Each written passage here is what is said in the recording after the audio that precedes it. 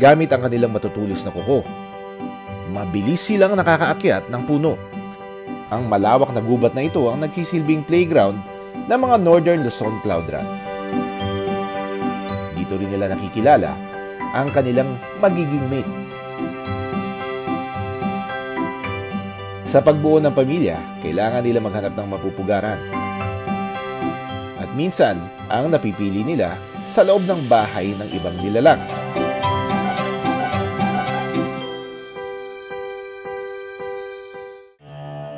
February 25 na makabili ng bahay si Roger sa San Mateo sa Rizal. Habang nag-iikot sa bahay, hindi niya inakala na may iba pa palang nakatira dito. Hindi tao kundi isang pamilya ng Northern Luzon cloud rat o buot. At dito po sir, bali dito ko po nakuha. Natara po sila dito sa ilalim, may pugad po. Inangat po to. Pagtingin mo nila, may ano sa loob. Ayun! Ayan po. So siguro, paano sila nakapasok dyan? Ano? May papasukan? May butas? Ayun po, ayun lang po yung butas sir eh. Tapos nakaangat po siya ng konti ito. Ayun ang butas. Ayun, nakita ko na. Yung pinaka-drainage. Oo, yun. Ayun yung drainage, no? Isang taon na raw walang nakatira sa bahay na ito. So ibig sabihin, they've been here for a while. And secure nga naman, walang ibang hayop na pupunta rito. Tapos sino ba naman mag-aakala na may pwede palang iangat ito, no? Itong bata. Kadalasang namumugad ang mga cloud rat sa mga butas ng puno at lupa, kung saan madilim at malamig. Kung titignan mo yung paligid, may mga bahayan na nag-uumpisa na sumulpot, pero doon sa lugar na yun, very lush pa.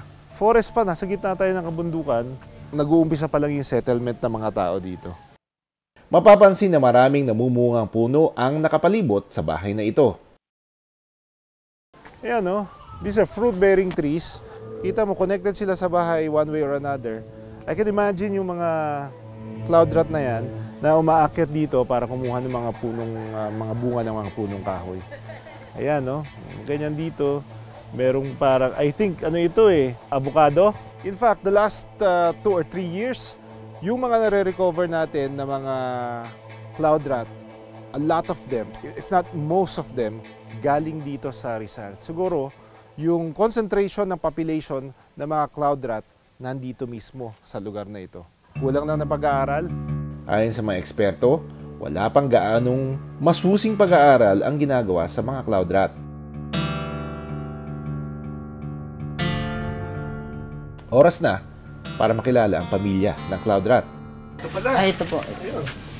Dito mo lang siya nilalagay. Opo sir. Okay. No. Wow. Ang ganda ng markings, so kulay white at saka yung points na itim. Yung nakuha mo sila, tatlo na talaga sila. Opo, tatlo po. Paano mo kinuha? Sinapinan ko po nung ano sir, nung tela po. Oo. Ito ang unang beses na makakita ako ng isang pamilya ng cloud rat. Bihira ako makakita ng tatlo. Nakakita na ako ng mother and baby, no? Pero yung isang buong pamilya, first time. Bumaba na sila sa bundok, doon na sila sa loob ng bahay na nila. Transient yung pagtira nila doon, so medyo anxious sila eh. Kasi nga, umaga, they don't like the mornings.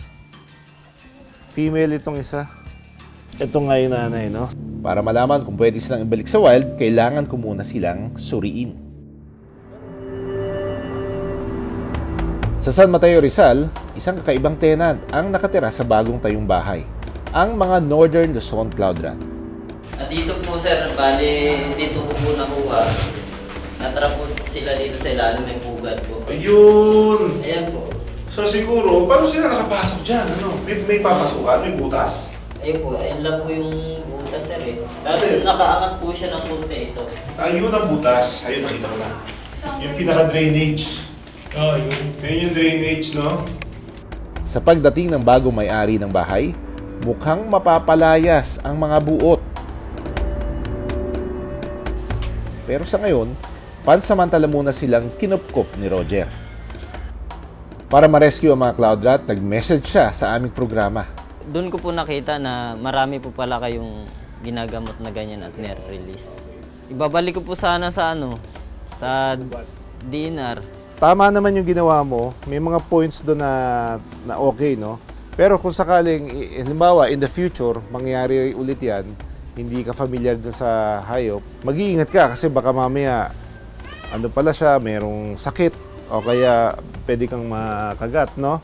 Pinaka-the best is to coordinate with the Department of Environment and Natural Resources, no? Sila yung magdi-decide on these matters. Yung baby, siguro months pa lang ito. Kasi dumedede pa eh. Maliliit pa yung ngipin niya. At nakadepende palagi siya sa nanay para sa sustenance, sa gatas, no? First time ko makakita ng gano'n, yung nagdedede siya sa likod. They're very alert. Mukhang wala namang sugat. Pero gusto ko sanang ma-examine. Like yung huli kasing cloud rat na dinala sa atin, kung titignan mo, parang wala namang siyang problema sa katawan. But when we thoroughly examine them, may mga sugat pala. Kailangan maging may ingat sa pagsusuri ng cloud rat. Very protected ditong nanay na ito. So they will bite you. Mangangagat ka, although wala naman silang mga bagel because what they have are incisors that are very tough and very long. They have very strong jaws. Para ma-examine, kailangan muna namin silang ipasok sa bahay para hindi makawala. Pero make no mistake, kasi kapag kinuha mo yan, pwede kang kagatin. Although yan, akala mo, mabait na mukha, maamo. Hindi naman sila nangangagat talaga para sumugap ng dao eh. They would do that to defend themselves kung sakaling feeling nila mako-corner sila. Kailangan mo nang ilipat sa ibang cage ang ibang cloud rat para mas ma-examine sila ng mabuti.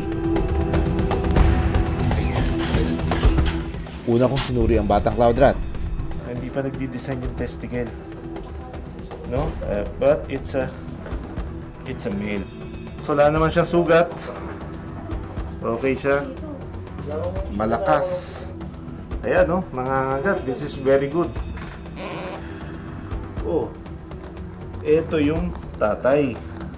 Nararamdaman ko dito yung ano niya eh. Yung katawan, hindi naman ganun kapayat. Pero pagdating sa nanay na cloud rat,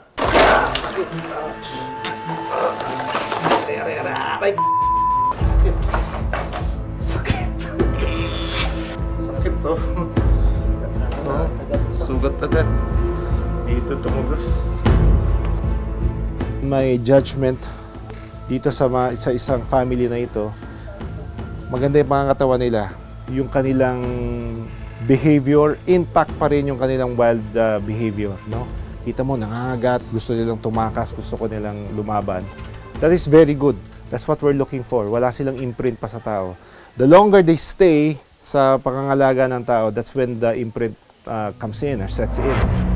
dahil wala namang sugat ang mga cloud rat, dadali natin sa BMB kung saan muna sila mamamalagi for a few days or until such time na mabigyan sila ng date para i-release.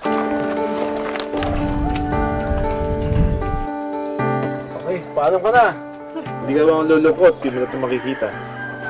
Ganun po talaga eh. Kasi mahirap namang alagaan po natin yung endangered na, malapit na maubos. Yes. Baka po balang araw, drawing na lang makikita ng mga bata.